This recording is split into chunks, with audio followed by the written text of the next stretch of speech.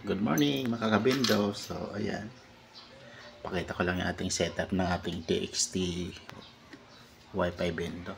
So bali kit lang ang ating binili.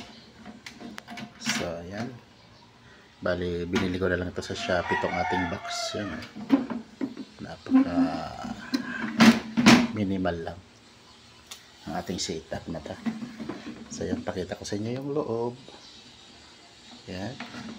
Alright, open natin. So right, so ayan lang ang ating setup. Ito yung kanyang power supply. Masaksak lang natin to. Yan, dito para mag-power. So ang kanyang board, ito lang. Pwede rin UT cable natin, UTP. Ito yung kanyang pinaka board niya. Pwede ring wireless.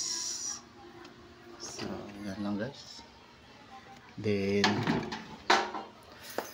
ayan yung kanyang antena. Yan, pakita ko sa inyo. Ito yung ating antena. So yan, ito wireless. Yan, ito yung kanyang bendo. So yan lang guys ang ating setup. Kukunti lang yung kanyang wirings. So kung halimbawa man ito masira yung coin slot nyo, yan, tanggalin nyo lang to. Tsaka yung sa ilalim niya, yung 12 volts, tsaka itong coin selector, yan, papunta yan dito. Naka ano lang to, type C connector. So yan, ganyan lang ang kanyang setup. Tsaka ating pinaka box. So may, ano pa to, kulang pa to ng sticker. So antay ko na lang yung sticker nito. I-stickeran pa natin ta para lalong umangas yung ating metal box DXT Wi-Fi.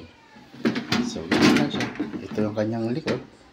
May mga nakabang na yung nabutas para sa paglalagyan nyo. Halimbawa kung dito sa ating pader, plat na may butas na yan. So yan, ganyan lang siya. So yan lang guys. Sa mga gusto palang umorder ng DXT Wi-Fi package, so PM lang ako. Pwede ko kayong i-assist para makapag-order tayo direct sa ating main office. So yan lang guys. Thank you.